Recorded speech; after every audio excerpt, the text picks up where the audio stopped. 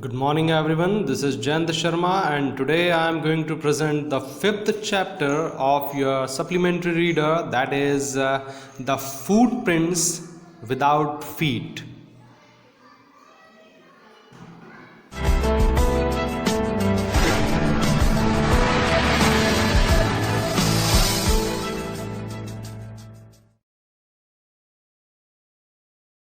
Here is the summary of the story Footprints Without Feet by H.G. Wells.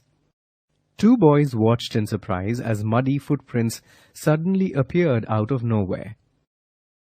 As they watched, another footprint suddenly appeared. Curious, they decided to follow the footprints. However, as they followed, the footprints grew fainter and finally disappeared. There was a simple explanation for the mystery of footprints. The footprints belonged to Griffin, a scientist who had discovered a way to make his body invisible. After carrying out multiple experiments, Griffin found a pill which successfully made his body invisible. This means he could not be seen by other people when he was not wearing clothes. Now, Griffin, though smart, was a criminal. He set fire to his landlord's house just because the landlord wanted him to leave the house.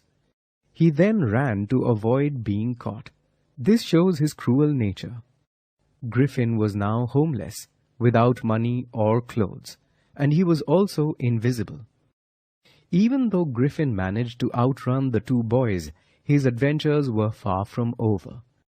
It was cold in London, and Griffin was without clothes.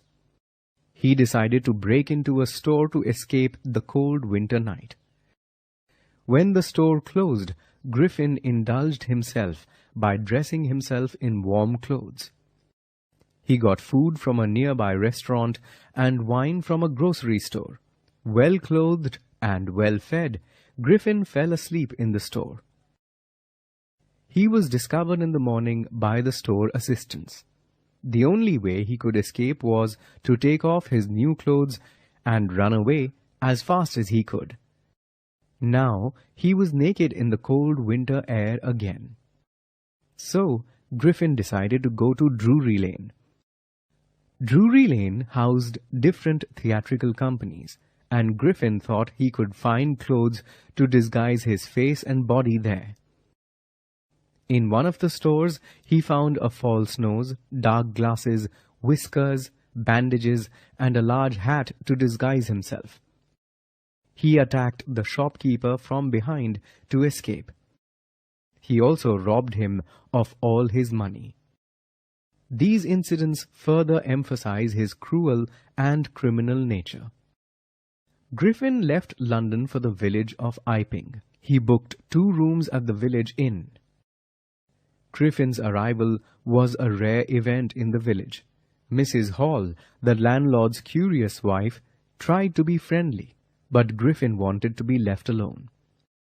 For a short time, Griffin enjoyed a peaceful time at the inn. However, soon his stolen money ran out. Griffin had to lie to the landlord. He asked for more time. Soon after, there was a curious incident at the clergyman's house. A clergyman is a minister at a church. At dawn, the clergyman and his wife were awakened by noises from their study room. The clergyman quietly entered the room to catch the intruder, but was shocked to see the room empty.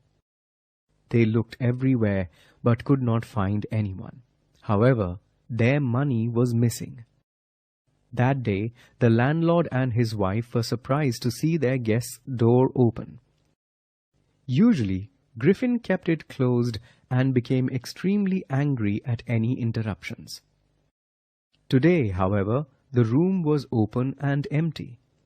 The couple decided that it was the perfect time to spy on their guest. However, as they entered the room, they heard a sniff from behind him. Then a hat flew at Mrs. Hall. Finally, the bedroom chair flew from its place and rushed forward to attack the couple. Terrified, Mrs. Hall and her husband ran out of the hall. Mrs. Hall was convinced that the room was haunted. The couple, however, felt that their guest was somehow responsible. Then the couple heard news of the robbery at the clergyman's house. The very same day, Griffin gave them some money. The couple were suspicious and believed Griffin was the thief. So they called the constable and went to their guest's room. When they confronted Griffin, he was angry. Furiously, he took off his bandages. The couple was horrified to see no head on his shoulder. Just then, Mr. Jaffers, the constable, arrived. He was surprised to see that his thief was a man with no head. However, he was a dutiful man. He tried to arrest Griffin, but found it increasingly difficult as Griffin started shedding his clothes. People tried to help the constable, but how do you capture an invisible man? They got hit by invisible blows, and poor Jaffers was knocked unconscious. Griffin managed to get himself free, since no one could lay their hands on him.